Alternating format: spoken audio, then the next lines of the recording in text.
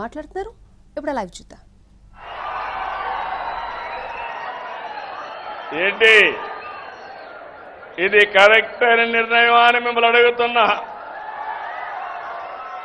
మా ఆడబిడ్డలు చెప్పండి అమ్మా, మీరేమంటారు?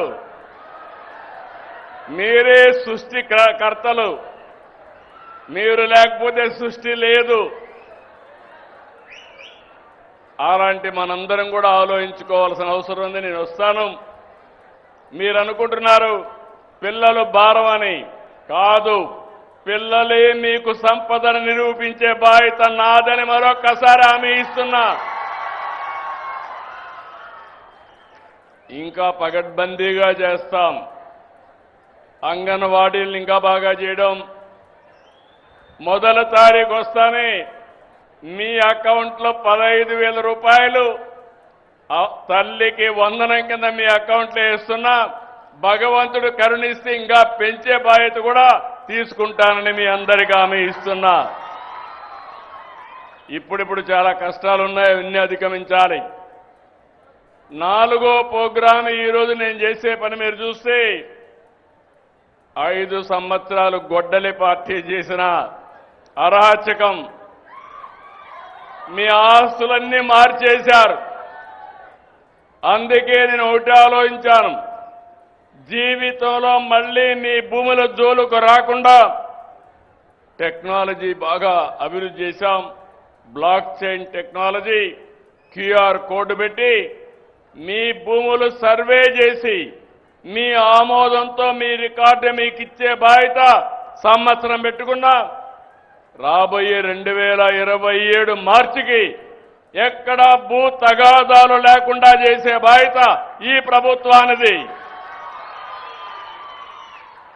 ఈ 4 తీసుకొని అనుకుంటే లాభం లేదు.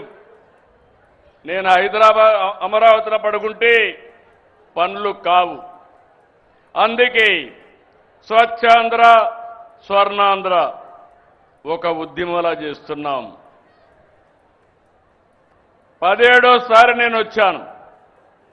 ఫలితాలు కనిపిస్తున్నాయి, మార్పు కనిపిస్తుంది. స్వచ్ఛత వైపు సగర్వంగా అడుగులు వేస్తున్నాం.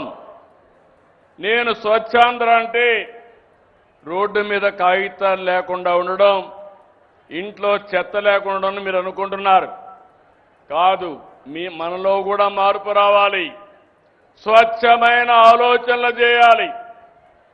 అదే సమయంలో మనందరం కూడా ఎక్కడికక్కడ మనం తినే తిండి దగ్గర నుంచి మన ఆరోగ్యం దగ్గర నుంచి జాగ్రత్తలు తీసుకోవాలి.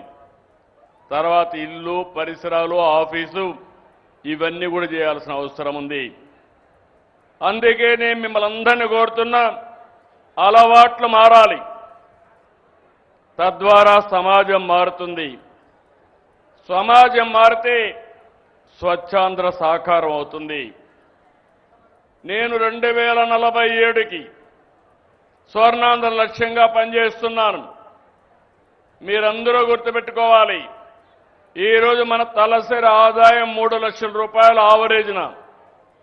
ఇది 54 లక్షల రూపాయలు చేయాలని రాబోయే 22 సంవత్సరాల్లో 54 లక్షలు చేయాలనే దిశగా ముందుకు పోతున్నాం. ఇక్కడ ఇంకోటి పెట్టాను. ఒకప్పుడు P3 అంటే పబ్లిక్ ప్రైవేట్ పార్ట్నర్షిప్తో ఇప్పుడు నేషనల్ హైవే చూస్తున్నారు. మీ ఊరు పక్కనే రోడ్లు వేశారు. గవర్నమెంట్ ఆఫ్ ఇండియా వేయించింది. ఆ రోడ్డు అంతా కూడా ఒక వ్యక్తి వచ్చేస్తాడు, టోల్ పెడతాడు. ఆ డబ్బులు కలెక్ట్ చేసుకొని తీసుకున్న అప్పులు కట్టేసే పరిస్థితికి వచ్చారు. అన్నిట్లో ఎయిర్పోర్ట్లు అన్నిట్లో వచ్చాయి. దీనివల్ల ప్రజలకు సంపద వచ్చింది, మెరుగైన అవకాశాలు వచ్చాయి. అదే సమయంలో ఆర్థిక అసమానతలు పెరిగాయి. నేను ఒకే ఒక విషయం మీ అందరికీ చెప్తున్నా, నేను పనిచేసేది ఏ కొద్ది మందో కోటీశ్వర్ల కోసం కానీ కాదని మరొకసారి విజ్ఞప్తి చేస్తున్నా. మీకోసం పనిచేస్తున్నా. నెలవారీగా పింఛన్ ఇవ్వాలి, నెలవారీగా జీతాలు ఇవ్వాలి, అభివృద్ధికి డబ్బులు కావాలి. ఇవన్నీ కావాలంటే ఎక్కడి నుంచి వస్తాయి? సంపద సృష్టిస్తే పన్నుల రూపేణ డబ్బులు వస్తే ఆ డబ్బులు తీసుకొచ్చి పేదవాళ్లకు పెన్షన్లు ఇవ్వడం లేకుంటే సంక్షేమ కార్యక్రమాలు ఇవన్నీ చేస్తున్నాం. అయితే నేను ఆలోచించేది రాబోయే రోజుల్లో ఒక వినూత్నమైన మార్పుకి శ్రీకారం చుట్టాం. ఆర్థిక అసమానత తగ్గించాలి. ఒక వ్యక్తికి 55 లక్షలు లేకుంటే 5 కోట్ల ఆదాయం, పేదవాళ్ళకు మాత్రం దినానికి 100 రూపాయలు కూడా ఆదాయం లేని పరిస్థితి.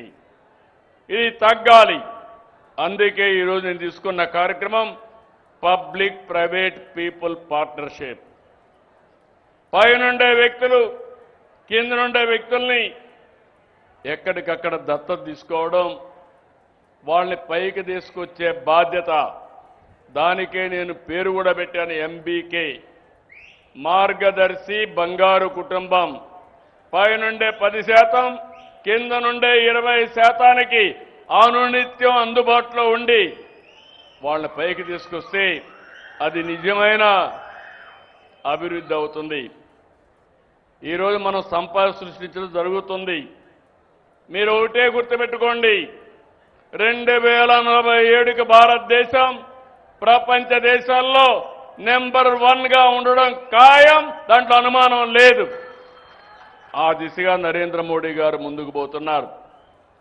అయితే ఇక్కడ నేను మిమ్మల్ని కోరేది, 16 నెలలుగా స్వచ్ఛాంధ్ర కార్యక్రమం నిర్వహిస్తున్నాం. ఇన్ని రోజులు ఈ కార్యక్రమంలో సాధించిన విజయాలు ఎంతో తృప్తిని, స్ఫూర్తిని ఇస్తున్నాయి. 1924 ఎప్పుడూ గుర్తుండాలి మీకు. ఈరోజు మీరందరూ కూడా దీపావళి చేస్తున్నారు. జ్ఞాపకం ఉందా? దీపావళి చేస్తున్నారా? పోనీ చేస్తున్నామని చేలి పైకెత్తండి. ఓకే, దీపావళి ఎందుకు చేస్తున్నామని తెలిసినట్టు చేలి పైకెత్తండి. అందరూ తెలుసు. ఆ రోజు నరకాసురుడు రాక్షసుడు చంపితే దాన్ని గుర్తుపెట్టుకోవడానికి దీపావళి చేస్తున్నారా లేదా అని మిమ్మల్ని అడుగుతున్నా. అవునంటే గట్టిగా చప్పట్లు కొట్టండి. చరిత్ర చెప్పే సందేశం. చెడును గుర్తుపెట్టుకుంటే మళ్ళా అలాంటి వ్యక్తుల్ని ప్రోత్సహించకపోతే మనం బాగుపడతామని మన పెద్దలు ఇచ్చినటువంటి మనకు వారసత్వం. నేను 1924లో మీరు చూస్తే